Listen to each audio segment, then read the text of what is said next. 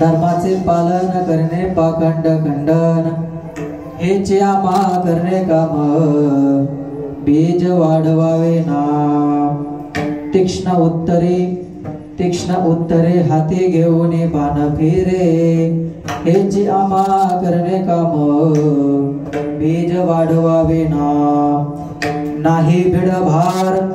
नाही भिडभार तुका म्हणे साना थोर हेचे आम्हा करणे काम बीज वाढवावे नाम समचरण सरोजम सांद्र नीलांबुधाभम जगन्निहितपाणिं मंडनं मंडनानां तरुण तुलसीमाला गंधनं गंजनेत्रं सदैव धवलहासं विठ्ठलं चिन्तयामि पांडुरंगा करो प्रथम नमन पांडुरंगा करो प्रथम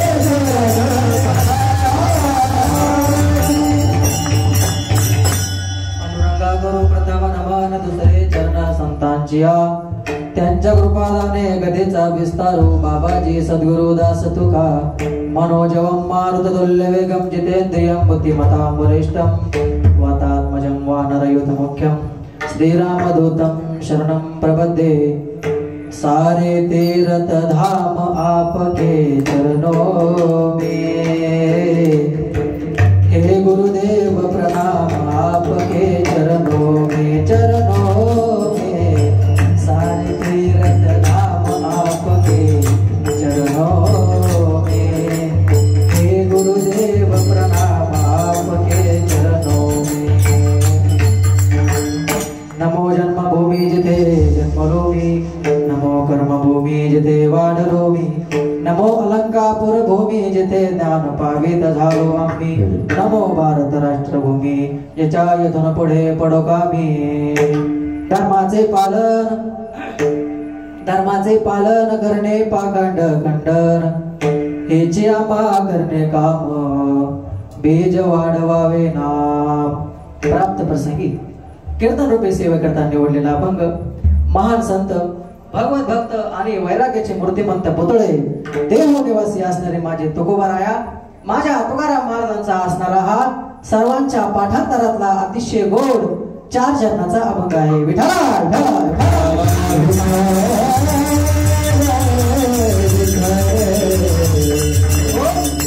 बघा या अभंगामध्ये माझ्या तुकोबाराया काय सांगतात धर्माचं पालन करायला सांगतात ऐका लक्ष द्या धर्माचं पालन करायला सांगतात नवे तर धर्म म्हणजे काय धर्माची व्याख्या काय असते आणि धर्म नाही जपला तर काय होईल याचा या अभंगाचं एक विश्लेषण करणारा आजचा अभंग आहे या अभंगामध्ये माझे तुकोबाराया सांगतात धर्माचं पालन का करायचं लक्षात ठेवा धर्म हा आपला आहे धर्म हा परक्यांचा नाही धर्मो रक्षती रक्षितः जो धर्माचं रक्षण करतो ना धर्म त्याचं रक्षण करतो दादा हो म्हणून लक्षात ठेवा आपणच आपलं धर्माचं रक्षण करायचं आहे धर्माचे पालन करणे पाखंड खंडन माझे तुकोबाराया या अभंगामधून सांगतात की धर्माचं पालन करायला सांगतात पाखंड्यांचं खंडन करायला सांगतात याही पुढे सांगतात दुसऱ्या चरणामध्ये महाराज सांगतात हेच आम्हा करणे काम हेच आपलं काम आहे हेच आपलं कर्तव्य आहे आणि आपण ते आनंदाने पार पाडलं पाहिजे बीज वाढवावे नाम बघा धर्माचं पालन शास्त्राने होऊ शकतं परंतु अधर्माचा नाश महाराज फक्त भगवंताच्या नामस्मरणाने होईल, भगवंताच्या नामाने होईल, हरिनामाने होईल, नाम जपाने होईल. हेची आम्हा करणे का बीज वाढवाविना. तिसऱ्या चरणामध्ये माझ्या तुकोबाराया सांगतात, तीक्ष्ण उत्तरे, तीक्ष्ण बाणासारखं उत्तर देता आलं पाहिजे. कोणाला? जगामध्ये समाजामध्ये असे काही लोक असतात की ज्याला आपण समाजकंटक असे म्हणतो, जे धर्माचं कार्य करतो ना, त्या धर्माचं कार्य करत असताना तो त्याला त्रास देतो. तर अशाही माणसाला, अशाही व्यक्तीला तीक्ष्ण बाणासारखं उत्तर देता आलं पाहिजे. म्हणून तीक्ष्ण उत्तरे हाती घेऊन बाण फिरे, हेच्या महा करणे काम बीज वाढवाविना. चौथ्या चरणामध्ये माझ्या तुकोबाराया सांगतात, नाही भिडभार, हे धर्माचं काम करायला मला कोणाची भीती नाही, आम्हाला कोणाचं भय नाही. आम्ही आमच्या पायावर हे धर्माचं काम करायला सक्षम आहोत. हे ज्या महा करणे काम बीज वाढवाविना. विठा विठा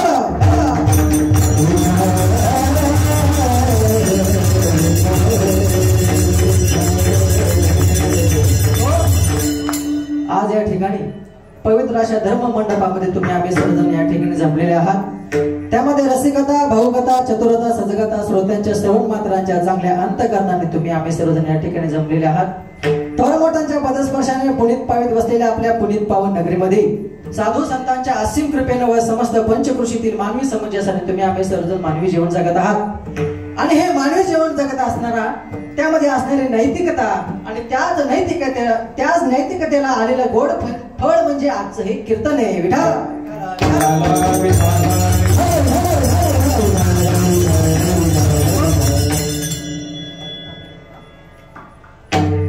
बघा, या अभंगामध्ये माझ्या तुकोबाराया धर्माचं पालन करायला सांगतात. काय हो धर्माचं पालन? धर्माचं पालन केलं तर काय होईल आणि धर्माचं पालन नाही केलं तर काय होईल? ऐका, थोडं पर्याय देणं गरजेचं असतं. वक्त या नात्याने महत्वाचं असतं, अति महत्वाचं असतं. म्हणून आज या ठिकाणी 1008 महामंडलेश्वर बाळानंद सरस्वती कोंढार बाबा, एक बाबांची आज्ञा होती. खरं सांगू का तुम्हाला, सांगूनच जातो, मी काय कीर्तनकार नाही, मी फक्त एक सेवा करायची मला, म्हणून मी कीर्तन करत आहे. तर नक्की काही चुकलं तर नक्की तुम्ही एक मायेच्या अंतकरणाने मला माफ करायला लागशील दादा. नक्की जर का काही चुकलं ना तर कीर्तन झाल्यावर नक्की सांगा. ऐका, असणारे बाबांच्या कृपेने ही मिळालेली कीर्तन सेवा, खरं तर या संधीचं सोनं करणं हे माझं काम आहे, हेच माझं कार्य आहे आणि मी ते धर्माचं पालन समजेल. ऐका, आमचे या ठिकाणी आलेले आमचे गुरुबंधू ज्येष्ठ आणि श्रेष्ठ आहेत, हरिभक्तपरायण युवा कीर्तनकार संदीप महाराज सावंत, बाबांच्या चरणी मी नतमस्तक होतो. ऐका, आमचे मोठे गुरुबंधू आदरणीय भक्तराज महाराज येडगावकर, अतिशय गोड स्वभाव आहे त्यांचा, अतिशय गोड गायन आहे, तयारी आहे महाराज. युवा कीर्तनकार आमचे मार्गदर्शक लखन भाऊ असतील, तसेच आमचे अण्णा असतील, आमचे संस्थेतील सर्व विद्यार्थी मंडळी, सर्वांना मी नतमस्तक होतो. आमचे मृदंग सम्राट खोंड महाराज ना, आमचे खोंड महाराज, नाव माहिती पण दोन आहेत ना, एक तेजस महाराज आणि दुसरे अविनाश महाराज, सॉरी तेजस महाराज. खोंड महाराज, तुमच्या हे चरणावर नतमस्तक होतो. खरं तर आज असं वाटलं होतं की तुम्ही येताल का नाही मला माहित नव्हतं, पण आलात, तुम्हालाही धन्यवाद. आमचे संस्थेतील मृदंग सम्राट हरिभक्तपरायण साईराज महाराज कोरडे, अतिशय गोड हात आहे त्यांचा, अतिशय चांगलं वाजवतात. या ठिकाणी ज्यांनी पंचपदी वाजवले ते आमच्या हरिभक्तपरायण मयुरेश महाराज केने, अतिशय त्यांचा हे गोड हात आहे. ते सर्व विद्यार्थी असते, नाव घ्यायला जास्त वेळ जात नाही. ऐका, थोडा वेळ राहिले लखन बोडी मला फक्त 9 वाजून 10 मिनिटांनी थांबायला सांगितलेलं आहे. तर त्याप्रमाणे आपण काय की नंतर आपल्याला काहीतरी दांडियाचा कार्यक्रम आहे ना, तो कार्यक्रम आपल्याला करायचा आहे. आदरणीय आमचे नाना असतील, भारत नाना असतील, आदरणीय आमचे कळंबरून आलेले संपत काका असतील, शिवभाऊ असतील, सर्वांच्या पायावर मी नतमस्तक होतो. आणि सर्वात प्रथम ज्यांनी माझा आवाज म्हणजे चिमणीसारखा आहे, पण अतिशय मोठा आवाज ज्यांनी मला तुमच्यापर्यंत पोहोचवला ते आमचे भावासारखेच आमचे अभिषेक भाऊ तांबे असतील, तुम्हाला मी धन्यवाद देतो. आणि असणारे आमचे दोन्ही हे चौकदार, एक तरुण आहेत आणि एक थोडेसे वयस्कर आहेत, अतिशय गोड चौकदार आहेत. ऐका, उरलेला एक अर्ध्या तासाचा आपण चिंतन करूया. सर्वांनी प्रेमाने भजन करा. मस्तकही पाया जय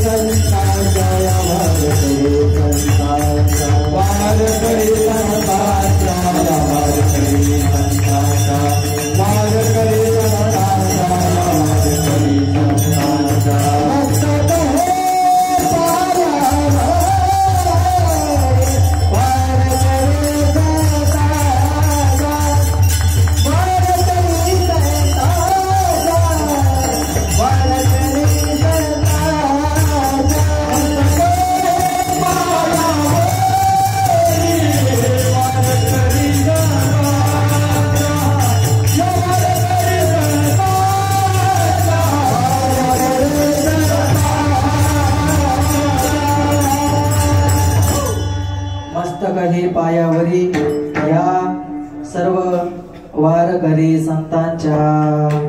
ऐका, या अभंगामधून माझ्या तुकोबा या धर्माचं पालन करायला सांगतात. काय हो धर्माचं पालन? तुम्ही म्हणता महाराज मगासपासून धर्म धर्म धर्म धर्म धर्म सांगता. मगाशी मी तुम्हाला सांगितलं धर्म रक्षते रक्षिता.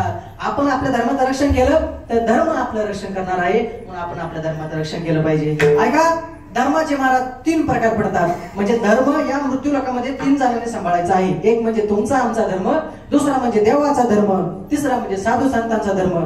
बघा, मला असं वाटतंय आईने जर का आईचा धर्म पाळला किंवा सांभाळला तर मला असं वाटते मुलगा संस्कारी होणारच आहे. वडिलांनी जर का वडिलाचा धर्म पाळला तर मुलगा नक्कीच कर्तृत्वान नेतृत्वान होणार आहे. गुरुने जर का गुरुचा धर्म पाळला, शिष्याने जर का शिष्याचा धर्म पाळला तर नक्की दोघांचंही नाव होणार आहे. शिक्षकाने शिक्षकाचा धर्म पाळला पाहिजे. ऐका, सांगून जाईल मी तुम्हाला, एक शिक्षक जर का चुकला तर एक पिढी बर्बाद होते.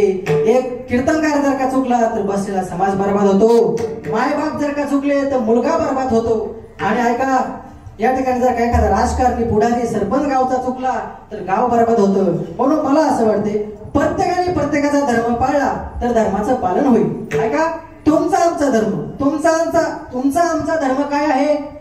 आपल्याकडे जे आहे ते दुसऱ्याला देणं. अभिषेक भाऊ, आपल्याकडे जे आहे ते दुसऱ्याला देणं म्हणजे धर्माचं पालन झालं. कसं? ऐका, सांगतोय मी तुम्हाला. माझा एक मित्र होता महाराज, थोडं धावता येतो. आपल्याकडे जे आहे ते दुसऱ्याला दिलं पाहिजे महाराज, तेव्हा ते धर्माचं पालन होतं महाराज. माझा एक मित्र आहे, इतका पैसा आहे त्याच्याकडे. आता दृष्टांत मित्रता राहतो मी, नाही का? त्याच्याकडे इतका पैसा आहे महाराज, इतका पैसा. एक दिवस मला म्हणला, महाराज अक्षय बोन, आम्ही दोघं सोबत होतो त्यावेळेस. अक्षय बोन मला म्हणले, चला महाराज तुम्हाला आमच्या घरी नेतो. त्यांनी मला त्याच्या घरी नेलं. महाराज त्या 2 रूमा पैशाने भरलेल्या होत्या. कशाने? बोलले तर कीर्तन चांगलं होतं बरं, लक्षात ठेवत्या. तर 2 रूमा त्या पैशाने भरलेल्या होत्या. ते अक्षय भाऊ आणि मी त्याला म्हणलं, अरे दादा असं नको करू, अरे दान धर्म करत जा, अरे एखाद्या मंदिराला मदत करत जा, एखाद्या संस्थेला, म्हणजे आम्हाला मदत करा असं नाही म्हणत मी, एखाद्या संस्थेला मदत करा, एखाद्या अनाथ आश्रमाला मदत केली पाहिजे, एखादं मंदिर बांधलं पाहिजे, एखाद्या गरीब मुलीचं लग्न लावून दिलं पाहिजे. तर मला असं वाटतं हे धर्माचं पालन होईल. तर तू असं कर. तो मला, नाही महाराज, हे माझ्या स्वकर्तृत्वावर मी कमवलेलं आहे, मी कसं काय देईल? ऐका, फक्त 15 दिवसानंतर मोदी साहेब रात्री 8 वाजता टीव्ही वर आले आणि मोदी साहेब म्हणले, भाई और बहनों, कल रात 12 बजे 500 और 1000 का नोट बंद हो जाएगा. अहो बघता काय, त्याने 2 रूमा पैशाच्या हायाशात पेटून दिल्या. म्हणून आपल्याकडे जे आहे ना ते आपण दुसऱ्याला दिलं पाहिजे. आणि नाही दिलं तर त्याचं विष तयार होतं. विडाला विडा.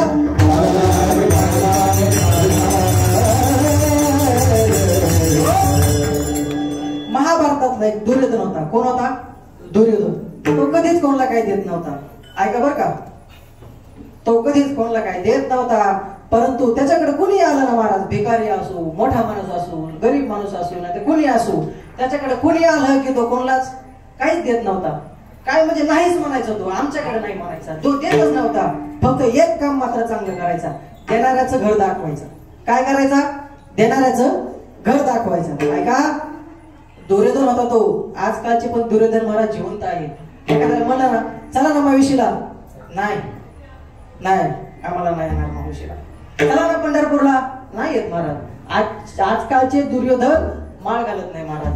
आजकालचे दुर्योधन मांसाहार करतात महाराज. असू द्या, तो राजकारणाचा विषय होईल, म्हणून त्या राजकारणाकडे आपल्याला जायचं नाही. ऐका, तर तो दुर्योधन कधीच कोणाला त्यांनी दिलं नाही महाराज.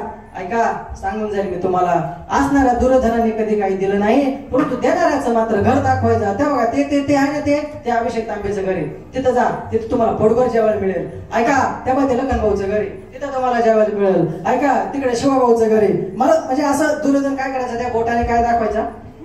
बोला बोटाने काय दाखवायचा? घर दाखवायचा. तर त्याचं घर दाखवायचं. दुर्योधनाने कधीच काही दिलं नाही, परंतु देणाऱ्याचं काय दाखवायचा?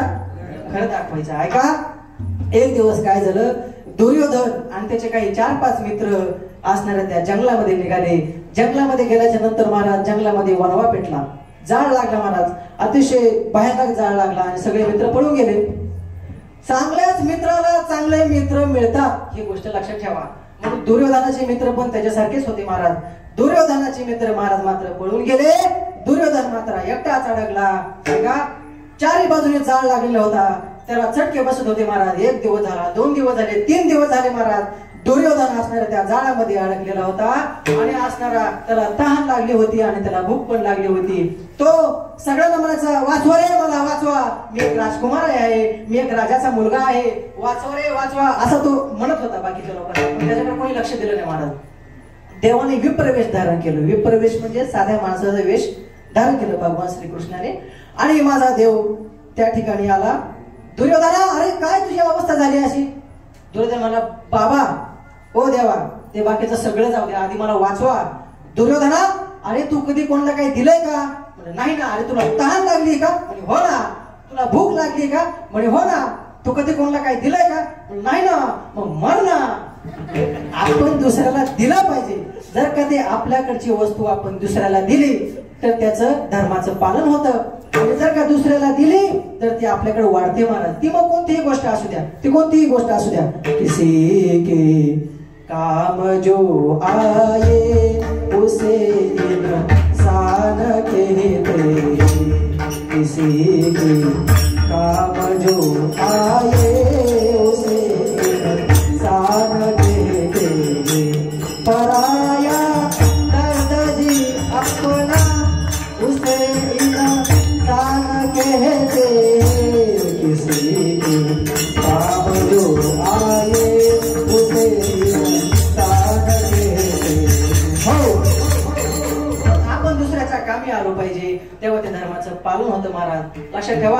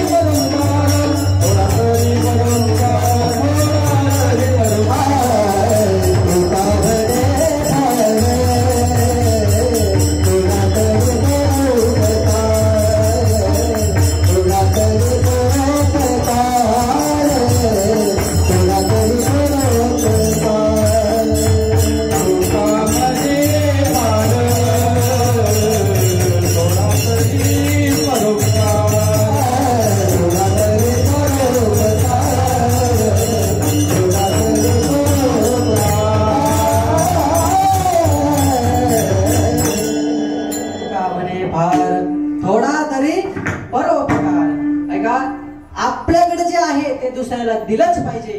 बघा, मला जर का पखवाज येतोय ना तर मी माझ्या विद्यार्थ्यांना पखवाज शिकवलंच पाहिजे. आमच्या संदीप महाराजांना गायन कीर्तन येते ना तर त्यांचा धर्म आहे तो, त्यांनी तो विद्यार्थ्याला शिकवला पाहिजे. आमच्या चौकदारांना, आमच्या साऊंड सिस्टीम वाले, आमच्या अभिषेक दादांना जर का साऊंड सिस्टीम चालवता येते ना तर त्यांनी हे दुसऱ्याला शिकवले पाहिजे.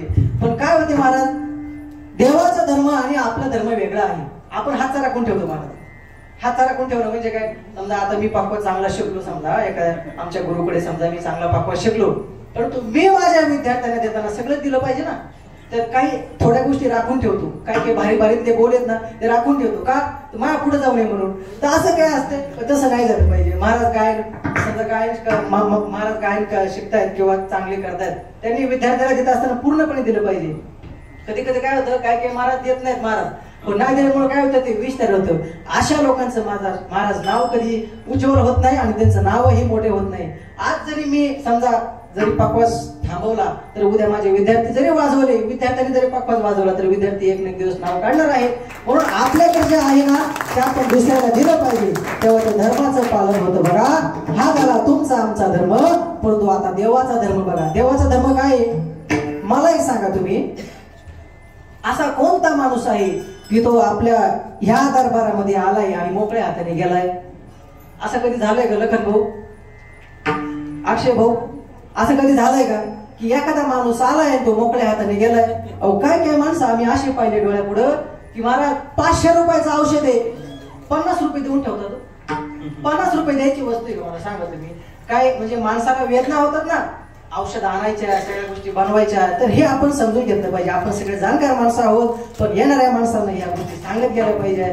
कधी कधी काय होते, अनेक आता जाऊ द्या, ते राजकारणाचा विषय होईल, तो आपला विषय मांडायचा नाही. असं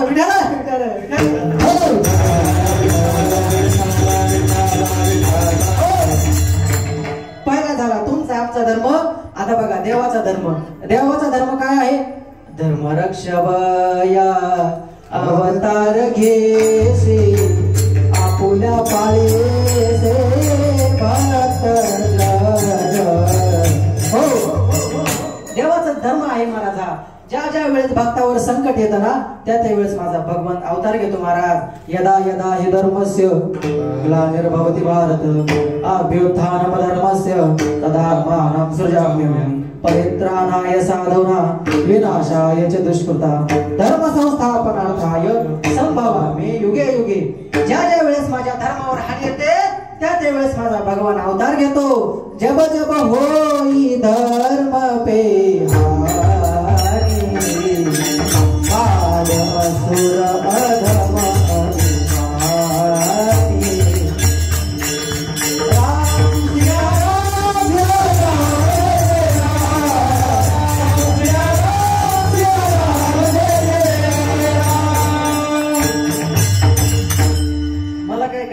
महाराज, पण थोडा गायनाचा छंद आहे. ते काय होत आहे, तुम्ही मागासपासून विषय करता म्हणजे विषय करतात की महाराज निसा निसा सश धरा मासे धरा सश धरा मासे धरा. काय म्हणून नेमकं तसं नाही. ते गायनामधले सरगम आहे, जे 7 स्वर असतात ना त्यांचे अनेक अनेक प्रकार, अनेक अनेक तुकडे असतात.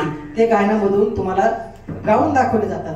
त्यांनी महाराज आमचे भक्तराज महाराज आहेत ना पहाटे पहाटे रियाज केलेला आहे महाराज. म्हणजे माझ्यापेक्षा ते 10 वर्षांनी मोठे आहेत. आळंदीला असताना महाराजांनी रियाज केलेला आहे. पहाटे 4 वाजता उठून महाराज रियाज करायचे. आमच्या डोळ्या समोरचं उदाहरण आहे. आमचे विद्यार्थी पण काही काही रियाज करतात, परंतु काही काही आळस पण करतात. तर लक्षात ठेवा विद्यार्थ्यांनो आळस नाही केला पाहिजे. कारण की कला ही एक सरस्वती असते. सरस्वती जर काय प्राप्त करायची असेल तर तेवढी साधना करावी लागते. मी तुम्हाला सांगू का, मी जर का 8 दिवस पकवासाला हात नाही लावला ना महाराज तर मला कीर्तनच येत नाही वाजवता. साधना स्टॉप झाली की माणूस महाराज त्या दिशेने वाहत चालतो. म्हणून कोणतीही साधना असू द्या, नाम जप असू द्या किंवा हरिनाम कीर्तन असू द्या, भजन असू द्या, साधना मात्र आपण बंद नाही केली पाहिजे. साधना जर का बंद नाही केली ना तर मला असं वाटतंय तुमचे सगळे मार्ग उघडे होतील. म्हणून लक्षात ठेवा, साधना कधी बंद होऊ नका देऊ, साधना करत चला.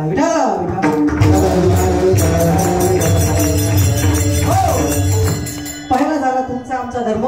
दुसरा आहे देवाचा धर्म. आता देवाचा धर्म काय आहे? ज्या ज्या वेळेस भक्तावर संकट येतं त्या वेळेस भगवान अवतार घेतो. ऐका, महाभारतामध्ये धर्मराजा होता. धर्मराजा माहिती तुम्हाला? धर्मराजाला द्यूत खेळायचं ज्ञान नव्हतं. द्यूत म्हणजे काय? द्यूत म्हणजे जुगार किंवा पत्ते खेळायचं किंवा जुगार खेळायचं काही ज्ञान नव्हतं महाराज त्या दुर्योधनाला, त्या असणाऱ्या धर्मराजाला. एकदा कौरव आणि पांडव दोन्ही साईडला द्यूत खेळण्यासाठी बसले. लक्षात ठेवा बरं का, जुगार पत्ते खेळणारी माणसं लक्षात ठेवा. अशा माणसाच्या काहीच भेटत नाही महाराज, काही शिल्लक राहत नाही, सगळं निघून जातं. म्हणून जुगार पत्ते खेळू नका. म्हणजे तुमच्यात कुणी खेळत नाही मला माहितीये, पण सांगायचं माझं काम असतं म्हणून सांगतोय. ऐका, असणारे कौरव एका बाजूला बसले आणि पांडव एका बाजूला बसले.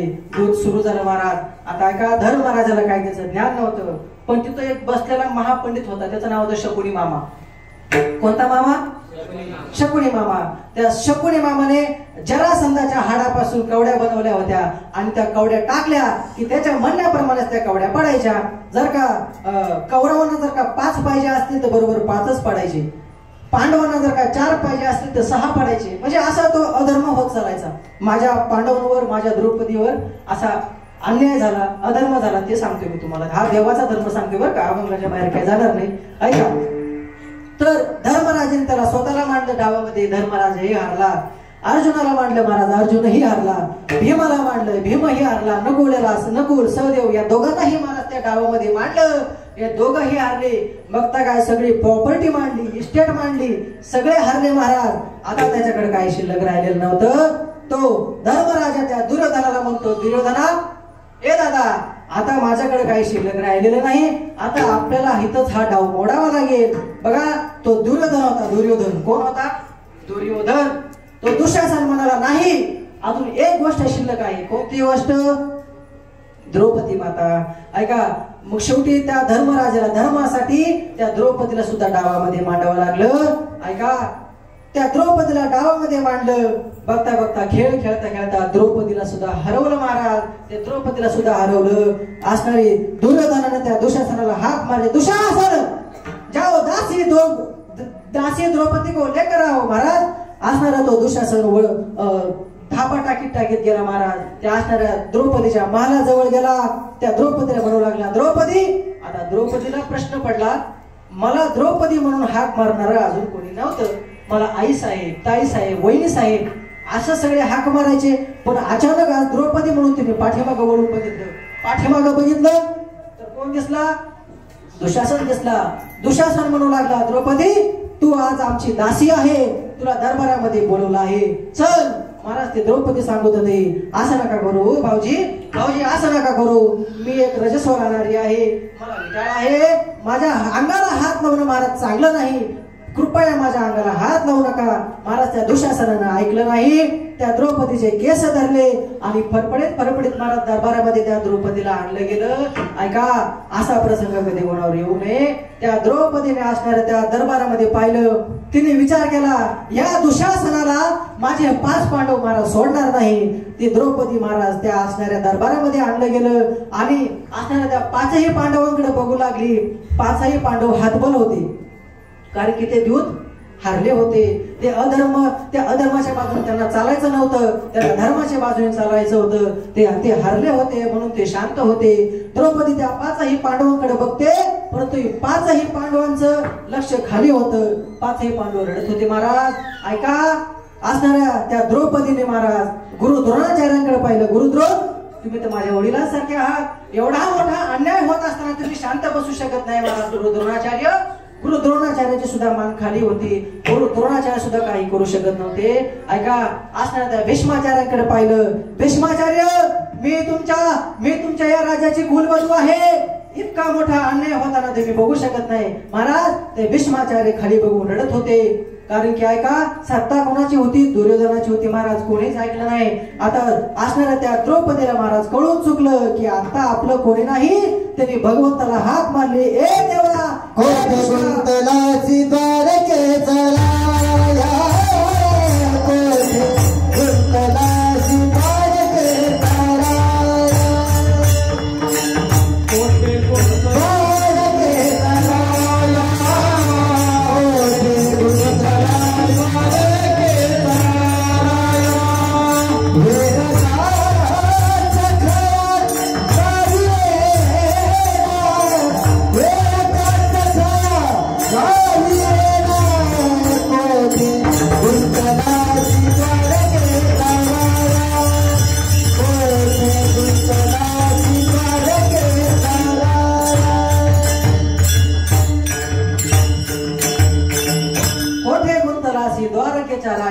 वेळ का सकया लाविला.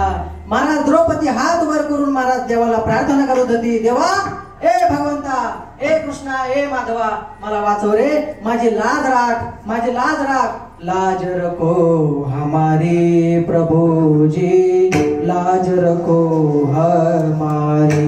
महाराज त्या देव असा धावला. महाराज देव असा धावला. गरुडाला सुद्धा मागे टाकलं त्या देवाने. असा धावला महाराज. असणारा महाराज दुशासन साडी ओढत होता, माझा देव साडी बनत होता. दुशासन साडी ओढत होता, माझा देव साडी बनत होता. सगळ्या दरबाराला प्रश्न पडला, अरे नारी में साडी है की साडी में नारी है? महाराज सगळे म्हणायचे नाही नाही नाही नाही, नारी हीच साडी आहे.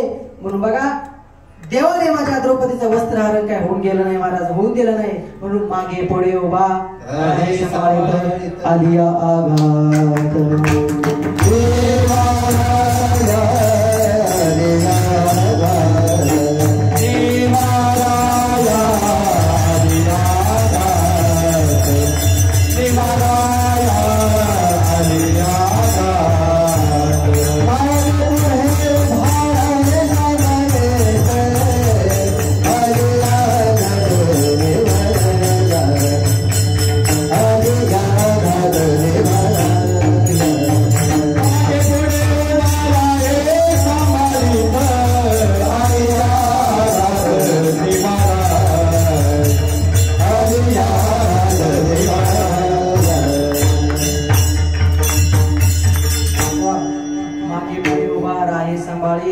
आलिया आघात निवाराया. महाराज त्या भगवंताने महाराज द्रौपदीला काही कोणत्याच प्रकारचा त्रास होऊन दिला नाही. ऐका, ज्या ज्या वेळेस माझ्या धर्मावर हानी येते ना, माझा भगवान अवतार घेतो. जसं देवाने साडीचं रूप धारण केलं, तसं अनेक रूप माझ्या भगवंताने रूप धारण केले. आज बघा, आज दसरा आहे. काय आहे आज? बोला बोला बोला.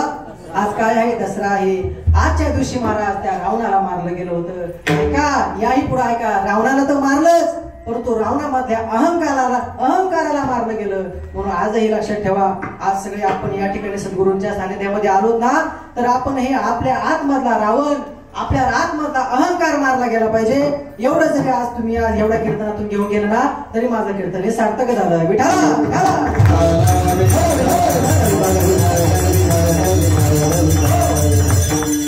पहिला मी तुम्हाला सांगितलं तुमचा आमचा धर्म, दुसरा देवाचा धर्म. आता बघा, साधू संतांचा धर्म काय आहे? साधू काय करतात हो? साधू ज्यांनी साही विकार धुवून काढले त्याला म्हणायचं साधू.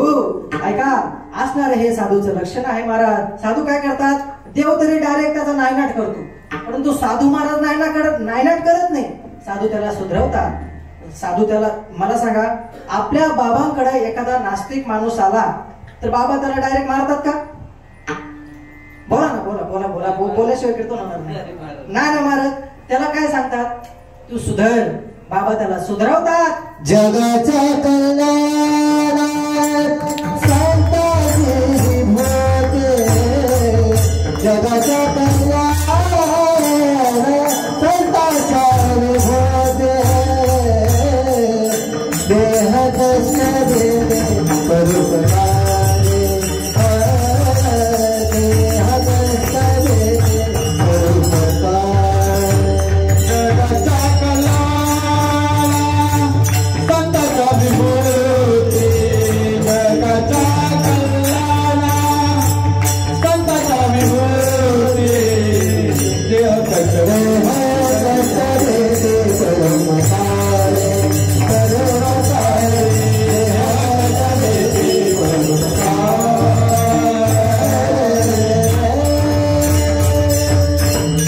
काय करतात हो साधू?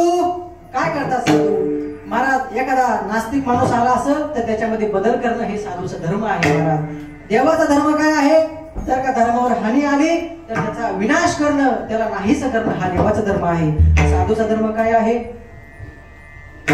साधूचा धर्म काय आहे मला सांगा? कोणताही मनुष्य असू द्या, आपण प्रत्येक माणूस आपलं काम घेऊन बाबांकडे येतो. त्यात आपला स्वार्थ आहे, माझाही स्वार्थ आहे, सगळ्यांचा स्वार्थ आहे, आपल्या सगळ्यांचा स्वार्थ आहे.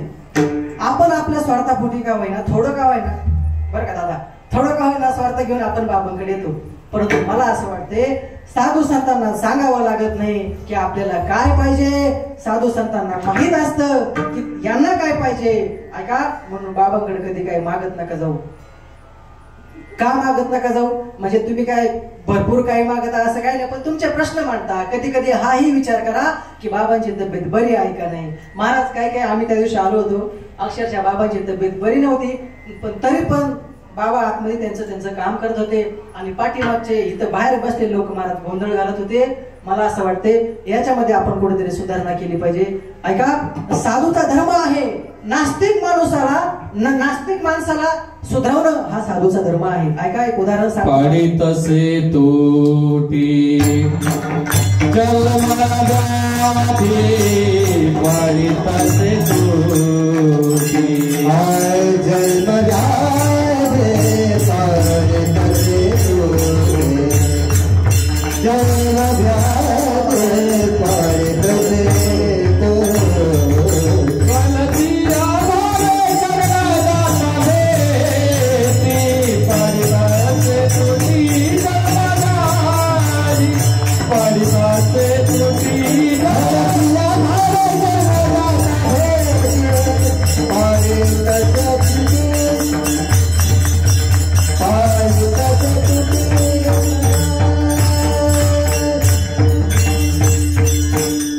गोड प्रमाण दिलं महाराज. जोरा टाळ्या वाजवा. समर्पक महाराज.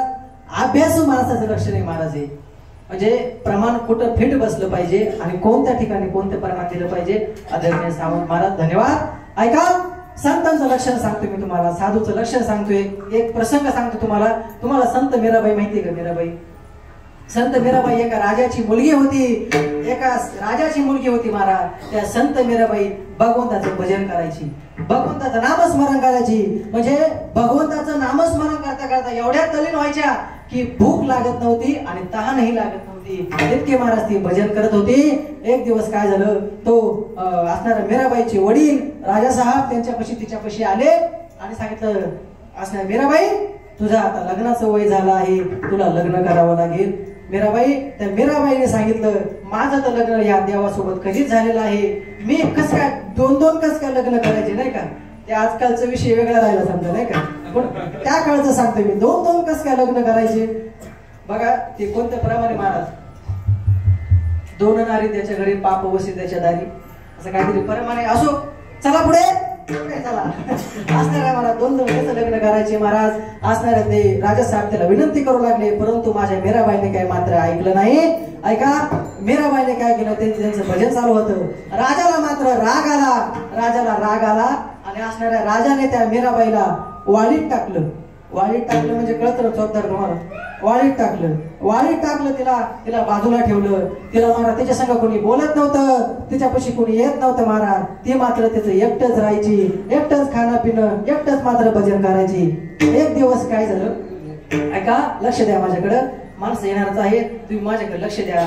ऐका, त्या मीराबाईने काय केलं, ती एकटीच भजन करायची महाराज. एक दिवस काय झालं, भजन करता ती एक दिवस महालाच्या दारामध्ये आली आणि एक वैदिनबाई चालली होती. कोण चालली होती लखन भाऊ? एक वैदिनबाई चालली होती. सुया घे, पोत घे, नाही का, आता येत नाही मला ते, म्हणलं असं सुया घे, पोत घे, वाळ घे, ते काय हे घेते, असं काहीतरी घेऊन चालली होती महाराज. ती घेऊन चालली. त्याच्यासोबत एक तिचा मुलगा होता, 15 वर्षाचा मुलगा होता महाराज. त्यांनी ती मीराबाई पाहिली बरं का, अक्षय भाऊ. त्यांनी ती मीराबाई पाहिली आणि त्यांनी लगेच पाठीमागून खिशातून गंगा काढला. ऐका, असणारा तो मुलगा, ऐका सांगतो मी तुम्हाला विनोदाने थोडस, तर त्या असे लय खदरे असते महाराज, असे खदरे महाराज. आता सांगतो, पोरगी दिसली गंगा काढणार, असू द्या, चला पुढे. असणारे महाराज त्या मीराबाईला त्यांनी बघितलं. तो म्हणला, माँ मैं शादी करूंगा तो इसके साथ करूंगा, नहीं तो मैं शादी करूंगा नहीं माँ, मैं शादी करूंगा तो इसके ही साथ करूंगा. त्याची आई म्हणले, भाऊ आपण बेकारी कोण आहे? आणि ती राजाची मुलगी. भाऊ गप मर. त्याने काय ऐकलं नाही महाराज. तो म्हणायचं, माँ मैं शादी करूंगा तो इसके साथ करूंगा, नहीं तो मैं मेरी जान दे दूंगा. दिल भी दिया है, जान भी देगा, ईट भी देगा, वाळू भी देगा, सिमेंट भी देगा. मला सगळं देऊन टाकलं. ऐका, असणारा महाराज तो काय मुलगा ऐकायला तयार नव्हता आणि त्या असणाऱ्या त्यांनी त्या आईला महाराज विनंती करू लागला. आता आईच्या मनात प्रश्न पडला, आता काय करावं. आता शेवटी आई महाराज ती ऐसी कळवळ्याची जाती करीला बावीन प्रीती. त्या आईच्या मनात प्रश्न पडला, आता काय करावा. त्या आईने थोडी हिंमत केली आणि असणारी ती आई त्या मीराबाई जवळ आली. त्या मीराबाईच्या जवळ आल्याच्या नंतर त्या मीराबाईला म्हणू लागली, मीराबाई माफ करा, काही चुकलं तर मला माफ करा, परंतु असं आहे. त्या मीराबाईने सगळं ऐकलं महाराज. ती मीराबाई म्हणली माझी तयारी आहे, मी तुमच्या मुलासोबत लग्न करायला तयार आहे, त्याला घेऊन या. महाराज ती आई पळत गेली आणि त्याला सांगितलं. महाराज त्याला सांगितलं, तो अशा उड्या मारायला लागला. अहो एखादी मुली जर का लग्नाला तयार, आता आजकाल लग्न होती नाही, तो विषय वेगळा राहिला. एखाद्या जर का मुलाचं लग्न होत नसेल आणि जर का इकडून तिकडून जमलं तर बघा, जमलं ही गोष्टी कळली त्याला. चालतं महाराज, डोक्यात जाय, विचार कर काय केलं पाहिजे, संसार कसा केला पाहिजे. महाराज म्हणजे असं त्याचं चालू होतं महाराज, चिंतन सुरू होतं महाराज, चिंतन. ऐका, ती मीराबाई लग्नासाठी तयार झाली म्हणजे पुढचं ऐका. आता सगळ्यांनी मन लावून ऐका, जरा ऐका. असणारे ती आई पळत गेली, त्या मुलाला घेऊन आली. त्यांनी मस्त काळा चष्मा घातला आणि कंगवा खिशात घातला आणि तो मीराबाईच्या जवळ आला. मीराबाईला म्हणू लागला, तुम्ही माझ्या संग लग्न करणार? मीराबाई म्हणाल्या, मी तुझ्या संग लग्न करील, परंतु माझी एक आट आहे. काय आहे? माझी एक आट आहे. सांगा, तुमची कोणतीही आट असू द्या. अहो लग्नच करायचंय ना, पार कसली आट असू द्या, पार माझ्याकडे काही नसू द्या, पण मी सगळं निर्माण करील, खोटं का होईना निर्माण करील. महाराज असणाऱ्या त्या मीराबाईने सांगितलं, माझी एक आट आहे, ती तू पूर्ण केलीस तर मी तुझ्या संग लग्न करील. बोला तुमची आट. त्या मीराबाई म्हणाल्या, गावामध्ये भगवान श्रीकृष्णाचं मंदिर आहे, त्या मंदिरामध्ये जाऊन तुला 6 महिने भजन करावं लागेल, नाचून भजन करावं लागेल. तू जर का या परीक्षेमध्ये पास झाला तर मी तुझ्यासोबत लग्न करेल. ऐका, त्याने होकार दिला. असणाऱ्या मीराबाईने महाराज विना घेतला, बरं का बाबू दादा. मीराबाईने ते विना घेतला आणि त्या असणाऱ्या मुलाच्या गळ्यात घातला, चिपळ्या घेतल्या, त्याच्या हातामध्ये दिला आणि तो मुलगा भजन करण्यासाठी गेला. 1 महिना झाला, 2 महिने झाला, 2 महिने झाले, 3 महिने झाले. 3 महिन्याच्या नंतर, ऐका बरं काय बाबू दादा, 3 महिन्याच्या नंतर आता मीराबाईला काय वाटलं की आपण याची आता एका परीक्षा बघूया. म्हणून मीराबाईने त्या मुलाच्या आईला हाक मारली, चला आपल्याला आता लगेच लग्न करायचं आहे, नंतर परत लॉकडाऊन पडणार आहे ना, त्याच्यामुळे आपण लगेच आवडून टाकू.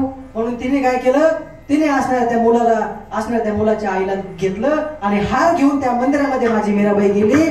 आणि ती मीराबाई गेल्याच्या नंतर ती मीराबाई तो मुलगा मला तो त्याचं भजन करत होता. श्री कृष्ण गोविंद हरे मुरारी, हे नाथ नारायण वासुदेव, असं तो त्याच्या भजनामध्ये तल्लीन झालेला होता, मग्न झालेला होता. त्या मीराबाईने त्याच्या खांद्याला हात लावला. ए राजा, तो म्हणला, कोण तुम्ही? अरे तू आला होता ना माझ्याकडे, मला लग्न करायचं आहे, जर आता आपल्याला लग्न करायचं आहे. तुम्ही कोण? मी तुम्हाला ओळखत नाही. अरे आपल्याला लग्न करायचंय, मी नाही लग्न करू शकत. ते म्हणले का? अरे माझं लग्न त्या भगवान श्रीकृष्णासोबत झालेलं आहे, याला म्हणतात करणे पाकण.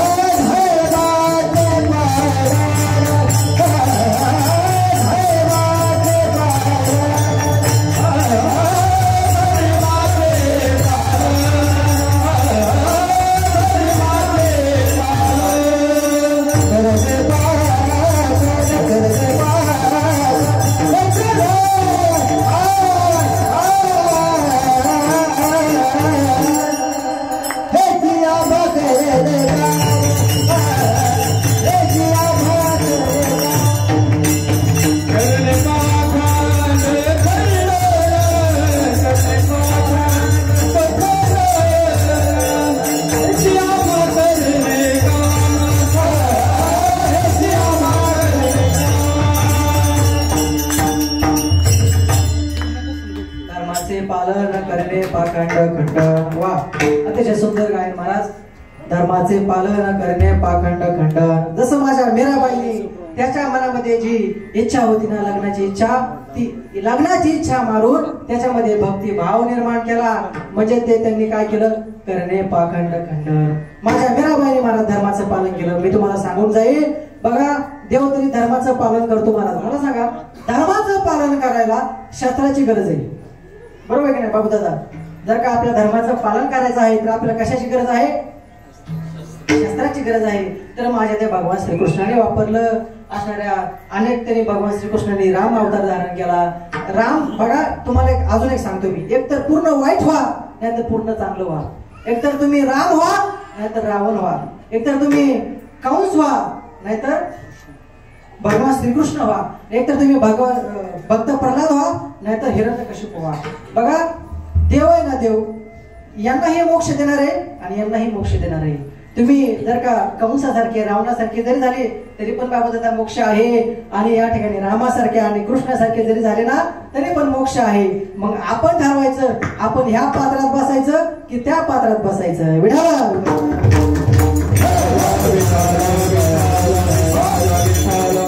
महाराज, माझ्या देवाने धर्माचं पालन केलं. एक झाला तुमचा आमचा धर्म, एक झाला देवाचा धर्म, आणि तिसरा झाला साधू संतांचा धर्म.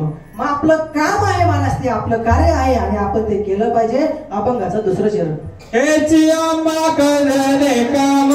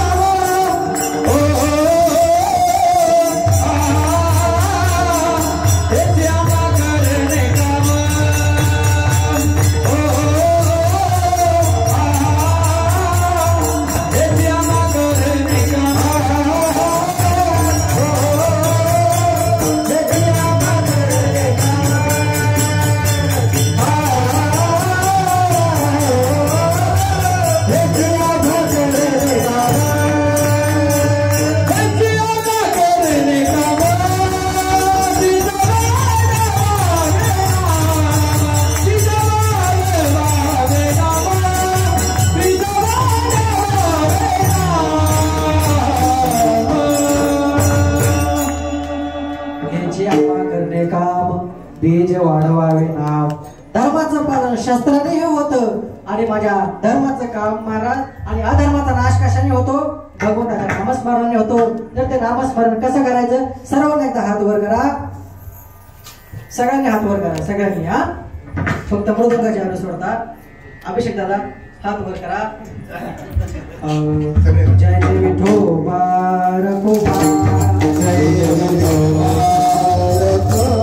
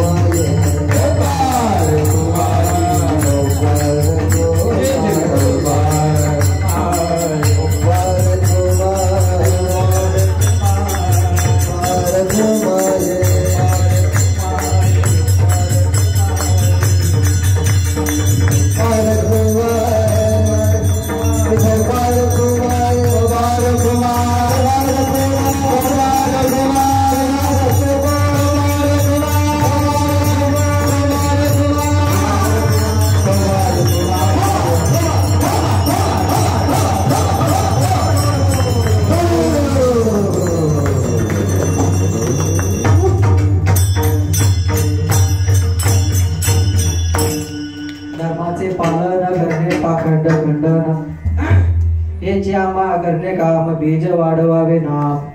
ऐका, ओके, फक्त 5 ते 10 मिनिटं घेतो, एक आवडता प्रसंग सांगतो आणि शिबिरात थांबतो. ऐका, धर्माचं पालन कोणी केलं असेल तर माझ्या देशातल्या क्रांतिकारांनी केलं, माझ्या छत्रपती शिवाजी महाराजांनी केलं. थोडा आवाज कडक करा बरं दादा. माझ्या छत्रपती शिवाजी महाराजांनी केलं. ऐका, काय केलं हो माझ्या राजांनी. ऐका, असणाऱ्या महाराज सिद्धेश्वर नावाचं सैन्य येत होतं, आपल्या धर्मावर येत होतं महाराज. असणारा पन्हाळा किल्ला होता महाराज. 40,000चं सैन्य घेऊन माझा सिद्धेश्वर महाराज येत होता बरं का. कोण महाराज. ऐका, थोडं 40,000चं सैन्य घेऊन महाराज तो येत होता. सिद्धेश्वर नावाचा तो धर्मावर आपल्या संकट येत होता. ऐका, येत असणारा महाराज तो त्याचं 40,000चं सैन्य होतं आणि माझ्या छत्रपती शिवाजी महाराजांसोबत अवघ्या 400 मावळ्यांचं सैन्य होतं. अहो, कुठं 40,000 आणि कुठं 400 मावळे. ऐका, पन्हाळा किल्ल्यावर जात असताना महाराज माझ्या बाजीप्रभू देशपांडेने माझ्या छत्रपती शिवाजी महाराजांना थांबवलं. राजा, हो राजा, ऐका, मी तुमच्या वडिला समान आहे, तुम्हाला आज माझं ऐकावं लागेल. मला आज माझ्या स्वराज्यासाठी ढाल व्हायचं आहे. राजे, तुम्ही 100 मावळे घेऊन तुम्ही वरती जा, मी 300 मावळे घेऊन या गनिमीला अडवतो. त्या पावनखिंडी महाराज, त्या पावनखिंडीमध्ये माझे बाजीप्रभू देशपांडे थांबले. छत्रपती शिवाजी महाराज ऐकत नव्हते. माझ्या बाजीप्रभू देशपांडेंनी महाराज काय केलं. माझ्या बाजीप्रभू देशपांडेंनी असणाऱ्या छत्रपती शिवाजी महाराज सांगितलं, राजे, लाख मेला तरी चालतील परंतु लाखांचा पोषिता मात्र जगला पाहिजे. राजे, महाराज माझ्या छत्रपती शिवाजी महाराजांना वरती गडावर जावं लागलं. गेले आमचे राजे.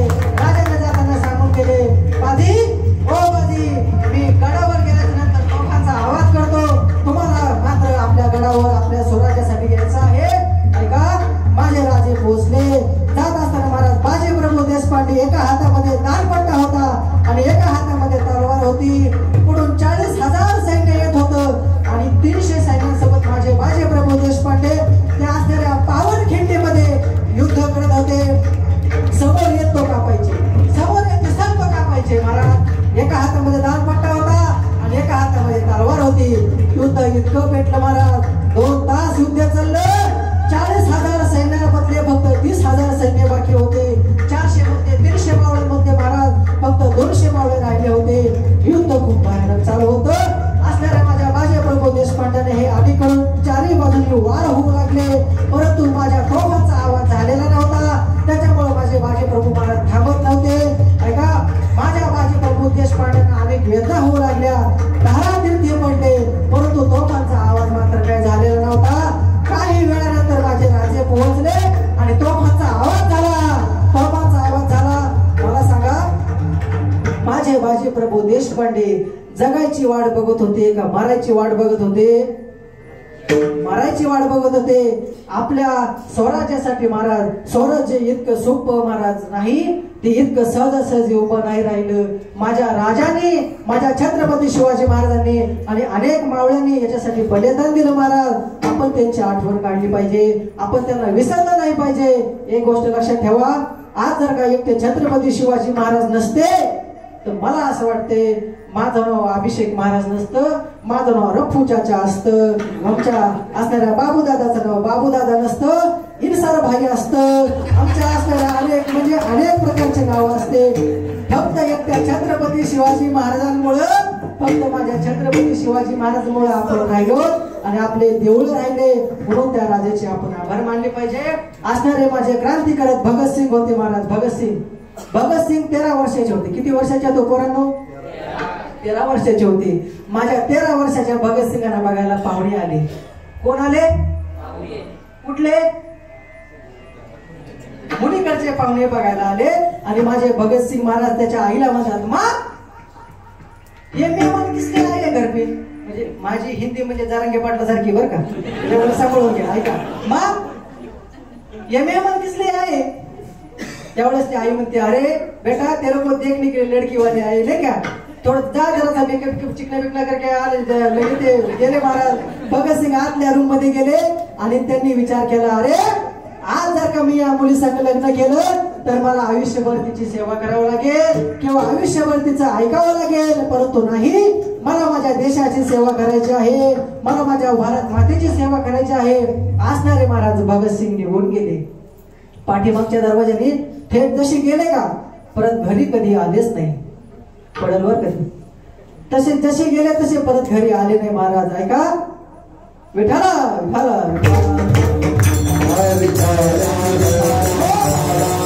भगतसिंग जसे गेले तसे जाऊन राजगुरू सुखदेव यांना जाऊन मिळाले. महाराज ते क्रांतिकारक ठरले गेले. ऐका काही वर्षानंतर माझ्या भगतसिंगाला फाशीची शिक्षा झाली. फाशीची शिक्षा झाली तर त्या आईला कळालं महाराज शेवटी आई आहे महाराज. किंवा ती शूराची आई असो किंवा वीराची आई असो किंवा भक्ताची आई असो शेवटी ती आई आहे महाराज. त्या आईने काय केलं त्या जेलर साहेबांना विनंती केली, जेलर साहेब मला फक्त एकदा माझ्या मुलाला भेटू द्या, मला फक्त एकदा माझ्या मुलाला भेटू द्या. ऐका त्या जेलर साहेबांनी त्या आईला घेतलं आणि आतमध्ये घेऊन गेले. मात्र भगतसिंग त्या बाजूने उभा होता आणि त्याची आई ह्या बाजूने उभी होती. ती आई हमरडा फोडू लागली, ती आई रडू लागली. भगत अरे ये क्या हुआ भगत. महाराज तो भगतसिंग सांगत होता माँ रोना नहीं माँ, अरे वीरों की माँ कभी रोती नहीं माँ, वीरों की माँ कभी रोती नहीं माँ. अरे आज एक भगत सिंह मर गया तो क्या हुआ, अरे कल हजारों भगत सिंह जन्म लेंगे. हे महाराज त्या भगत सिंगाचे विचार होते महाराज. खरं तर आपण अशा क्रांतिकारांना विसरलं नाही पाहिजे. असाच माझा एक मित्र आहे महाराज. एक शेवटचं उदाहरण बाबा लगेच थांबतो. म्हणजे मोह चवडा काय कळलं असं द्या. म्हणजे तो वीर जवान आहे, तो जवान होता, आज तो या जगामध्ये नाही, परंतु एक उदाहरण आहे. ऐका असणारा माझा वीर जवान असणारा त्याचं नाव ऋषिकेश जोंधळे नाव होतं महाराज. त्याचं कोल्हापूरचा राहणारा होता तो. ऐका तो भगतसिंगाचे पुस्तक वाचायचा. तो भगतसिंगाचे पुस्तक वाचू लागला. असणारे छत्रपती शिवाजी महाराजांचे पुस्तक वाचू लागले. पुस्तक वाचू लागला महाराज. त्याच्या मनामध्ये फक्त एकच ध्यास होता, मला माझ्या देशाच्या सीमेवर लढायचं म्हणजे लढायचं. त्याचं ते स्वप्न होतं महाराज. त्याचा बाप त्याला म्हणत होता बाळा ए ऋषिकेश बाळा, अरे आपल्याकडे 10 एकर जमीन आहे भाऊ, कशाला तू येणं करतो आणि तू एकुलता आहे की आम्हाला, उद्या जर का तुला काही झालं तर आम्ही कोणाकडे बघायचं. महाराज तो बाप त्याला विनंती करत होता. परंतु असणाऱ्या त्या ऋषिकेश जोंधळे महाराज काही ऐकलं नाही. ऐका 2017 साली महाराज तो आर्मी मध्ये लागला. आर्मी मध्ये तो जवान म्हणून त्या सीमेवर लढायला गेला. असणाऱ्या 2018 मध्ये महाराज लॉकडाऊन पडलं. ही घटना खरी आहे, ही गोष्ट लक्षात ठेवा. असं विचार करा आणि ऐका ही घटना खरी आहे महाराज. माझा जीवलग मित्र होता तो, ती घटना मी तुम्हाला सांगतोय. असणारा ऋषिकेश जोंधळे महाराज 2018 साली तो वीर जवान त्या सीमेवर लढायला गेला. 2018 ला लॉकडाऊन पडलं. 2018, 19, 20, 21 4 वर्ष तो महाराज घरी आला नाही. तिकडे 2021 ला बटालियनचं युद्ध सुरू झालं. बटालियन माहिती बाबू दादा, त्या बटालियनचं युद्ध सुरू झालं महाराज. त्या बटालियनचं युद्ध सुरू असताना त्याला 2 दिवसाची सुट्टी मिळाली. किती दिवसाची? घरी जाण्यासाठी किती दिवसाची सुट्टी मिळाली बरोबर? 2 दिवसाची त्याला सुट्टी मिळाली. ते सगळे म्हणू लागले जा ऋषिकेश तुला 2 दिवसाची सुट्टी देतो आणि 2 दिवसानंतर परत ये, कारण की युद्ध मोठं आहे, तुला यावं लागेल. महाराज त्याला 2 दिवसाची सुट्टी मिळाली. त्याने घरच्याला आदल्या दिवशी लेटर पाठवलं. आईला कळालं महाराज. त्या आई इतकी आनंदी झाली महाराज. आईने लगेच पुरणपोळ्या घेतल्या, पुरणपोळ्या बनवायला घेतला. त्याला एकुलती एक बहीण होती, त्याचं नाव कल्याणी होतं. त्या कल्याणीने महाराज चांदीची राखी तयार केली. आता माझा दादा येणार, आता माझा दादा येणार. असणारा महाराज त्या दादा येणार म्हणून ती राखी घेऊन सैरावैरा धावत होती. आणि असणारा बाप महाराज त्या गावामध्ये जाऊन पेड्याचे बॉक्स घेऊन आला. त्या पेड्याचे बॉक्स घेऊन आला आणि सगळ्या गावाला तो देणार होता. सगळे मित्र त्याची वाट बघत होते. सगळे मित्र त्याची वाट बघत होते. मित्र विचार करायचे आपल्या गावाचा जवान मुलगा आहे, तो आता येणार आहे आणि आपण त्याला आता भेटणार आहे. ऐका त्या मित्राने प्लॅन केला महाराज फाट्यावर जायचं. 200 मोटरसायकल घेऊन त्याला फाट्यावर जायचं आणायला. कोणी फटाके आणते, कोणी महाराज कोणी हार आणते, कोणी फुल आणते महाराज. असे अतिशय आनंदाचा सोहळा महाराज तो चालला होता. असणारा ऋषिकेश जोंधळे महाराज दुसरा दिवस उगवला. त्याने ते युद्ध बघितलं महाराज. त्याचे अतिशय सगळे मित्र घायल झालेले होते. बरेच मित्र महाराज त्यामध्ये मृत्युमुखी पडलेले होते. सगळे धारातीर्थी पडलेले होते. बटालियनच्या युद्धामध्ये महाराज त्या असणारे तिकडच्या सैन्याने आपला झेंडा टाकून, आपला झेंडा काढून त्यांचा झेंडा लावला होता. झालं काय तुम्हाला सांगतो. त्या ऋषिकेश दादाने बघितलं माझ्या भारत मातेवर दुसऱ्याचा झेंडा फडकतोय त्याला राहवलं नाही महाराज. ऐका त्यांनी काय केलं, तो पळत गेला महाराज, धावला तो. जसा देव धावला ना माझ्या द्रौपदीसाठी तसा तो धावला. एका हातामध्ये रायफल होती, या हातामध्ये बंदूक होती. महाराज ते दोन्ही शस्त्र घेऊन तो धावला आणि पुढे गेल्याच्या नंतर त्याने ते सगळे दहशतवादी मारले. एकट्याने महाराज 6 दहशतवादी मारले. ऐका, परंतु त्यांचा झेंडा काढला आणि आपला झेंडा लगेच लावला आणि त्या झेंड्याला नमन केलं. नमन करत असताना महाराज त्या बाजूला एका झाडाच्या पाठीमागे एक दहशतवादी लपलेला होता. बाबू दादा, त्या दहशतवाद्याने पाहिलं की आता एकटा आहे. महाराज त्याने 2 गोळ्या माझ्या ऋषिकेश दादाच्या छातीमध्ये मारल्या. माझा ऋषिकेश दादा महाराज धारातीर्थी पडला. पण धारातीर्थी पडलेला असून सुद्धा महाराज तो दहशतवादी त्याच्या जवळ येऊ लागला. तो उठला आणि त्या पुढच्याही दहशतवाद्याला त्यांनी मारलं. महाराज त्याला मारलं आणि मग त्याने त्याचा प्राण सोडला. याला म्हणायचं देशाबद्दल निष्ठा. ऐका, ऋषिकेश दादाने काय केलं, असणारा ऋषिकेश दादा महाराज आता धारातीर्थी पडलेला होता. त्यांनी प्राण त्याग केलेला होता. आता घरी सगळे आनंदाने वाट बघत होते. माझी आई पुरणपोळ्या बनवत होती. त्या ऋषिकेश दादाची आई महाराज पुरणपोळ्या बनवत होती. त्या असणारी बहीण महाराज वाट बघत होती. वडील पूर्ण गाव महाराज वाट बघत होतं. परंतु ऋषिकेश दादा महाराज अँब्युलन्स मध्ये आणला गेला. अँब्युलन्स मध्ये आणल्याच्या नंतर पुढे काय झालं ऐका, फाट्यावर महाराज अँब्युलन्स आली. मित्रांना प्रश्न पडला, अरे अरे ऋषिकेश दादा अशा अवस्थेत. त्यांनी महाराज त्या अँब्युलन्सचा पाठीमागचा दरवाजा उघडला आणि असणारा त्या ऋषिकेश दादाचा चेहरा बघितला. ते सगळे मित्र रडू लागले. महाराज ते मित्र रडत असताना विचार करत होते, आता घरच्यांना कसं सांगायचं, माझ्या घरच्यांना कसं सांगायचं म्हणून विचार करत होते. एक त्याच्यातला मित्र धावत गेला आणि वडिलांना थोडंसं सांगितलं. महाराज त्या वडिलांना काही समजलं नाही, कारण की आनंदाचा क्षण होता. महाराज ती अँब्युलन्स गावाच्या दिशेने निघाली. महाराज फाट्यावरून गावापर्यंत येत असताना सगळे मित्र रडत होते. त्या मित्रांची अवस्था बघून आणि अँब्युलन्स बघून त्या बापाला कळून चुकलं, हो त्याचं नव्हतं झालेलं आहे. महाराज त्या ऋषिकेश दादाने काय केलं, असणारा ऋषिकेश दादाचे प्राण महाराज त्यांनी त्यागले होते. परंतु ऐका, त्या बापाने बघितलं महाराज, त्याने अँब्युलन्सचा दरवाजा उघडला आणि असणारा महाराज ऋषिकेश दादाला पाहिलं. धाड दिशेने आपलं शरीर कोसळून दिलं. महाराज त्या बापाला वेदना झाल्या. पेड्याचे बॉक्स त्याच्या हातामध्ये होता. महाराज तेही कुणीकडे सैरा वैरा पडले. एक असणारी माझी आई होती, त्याची आई होती महाराज. ती आई पुरणपोळ्या करत होती. ती पुरणाची पोळी खाली पडली. महाराज त्या अतिशय तिने मोठा हंबरडा फोडला महाराज. त्यांनी एकदम जोरात हंबरडा फोडला. असणारी महाराज त्याची एकुलती एक बहीण महाराज, कल्याणी नाव तिचं. त्या कल्याणीने महाराज असणाऱ्या ती सैरा वैरा धावत होती राखी घेऊन. माझा दादा आला. परंतु त्याला सगळे त्याचे मित्र अडवत होते. दीदी, ए ताई, तुझा भाऊ आज राहिलेला नाही रे, म्हणून तू आता त्याला राखी बांधू शकत नाही. असणारे महाराज असा प्रसंग कधी येऊ नये. माझ्या असणाऱ्या ऋषिकेश दादाने महाराज या भारत देशासाठी बलिदान दिलं ना, आपण ते कधी विसरलं नाही पाहिजे. तो मोठा क्रांतिकारक ठरला गेला. सगळे वाट बघत होते महाराज. म्हणजे ऋषिकेश दादांनी जे केलं ते धर्माचं खरं पालन आहे. असो, आपण सगळ्यांच्या डोळ्यामध्ये पाणी आलं. मला काय तुम्हाला रडवायचं नाही. आज आहे सण, सणा दिवशी तुम्हाला रडवायचा माझा काही हेतू नाही. परंतु एक क्रांतिकारक, एक आमचे जवान आहेत. तुम्हाला खरं सांगू का, या धर्माचं खरं पालन कोण करतंय ना, तर ते माझे फक्त साधू आणि संत आहेत. दुसरं म्हणजे माझ्या सीमेवर लढणारा जवान आहे. त्याचं कोणताच महाराज माणूस धर्माचं पालन सगळ्या करत नाही. महाराज मग धर्माचं पालन यांनी केलं. खरं तर पाखंडाचं खंडन यांनी केलं महाराज. जसं माझ्या ऋषिकेश दादाने त्या पुढच्या सैन्याला तीक्ष्ण बाणासारखं उत्तर दिलं ना, त्या अभंगाच्या महाराज 3ऱ्या चरणामध्ये सांगतात, तीक्ष्ण उत्तरे हाती घेऊन बाण केले, ह्याची आम्हा करणे काम, बेज वाढवावे नाम.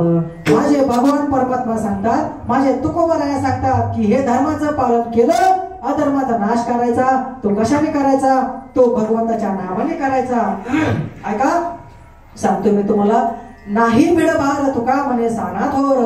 महाराज असणाऱ्या त्या माझे तुकोबराया सांगतात की आपल्याला धर्माचं कार्य करायला, आपल्या धर्माचं कार्य करायला आपल्या मनामध्ये कोणाबद्दल भीती नकोय, आपल्या मनाबद्दल कोणाबद्दल भय नकोय. आपण आपल्या पायावर सक्षम पाहिजे. हा झाला माझ्या अभंगाचा सरळ भावार्थ. उरलेला म्हणजे 1 तास मी जे चिंतन केलं, आपण ते मनापासून सहन केलं. खरं तर मी सगळ्यांचे मनापासून आभार मानतो. मी काय मोठा कीर्तकाराचा विषयच नाही हो.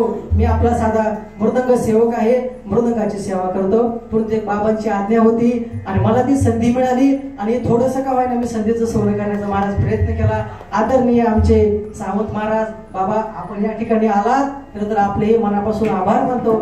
आदरणीय आमचे गोड गळा आहे त्यांचा आमचे भक्तराज महाराज तुमचेही आभार मानतो. लखनभाऊ तुमचेही आभार मानतो. अण्णा तुमचेही आभार मानतो. दोन्ही हे चौकदार असतील विनय सर्व विद्यार्थी सर्वांचे आभार मानतो.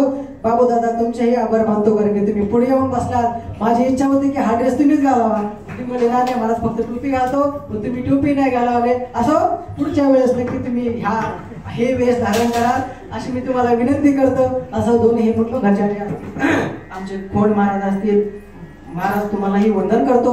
आमच्या कळम आले सर्व शिक्षक वृंद असे आमचे जेडगुले सर असतील. मला वाटते मंगळापूरचे काल आपण कीर्तनाला होतो. तुम्हाला बघितलं ओळखलं. काल महाराज मला वाटतं दादा कीर्तनाला होते. त्या ठिकाणी आम्ही विद्यार्थी होतो कीर्तनाला. सर्वांच्या मनापासून आभार मानतो आणि या ठिकाणी सेवेला पूर्ण विराम ज्ञानेश्वर माऊली नागराज माऊली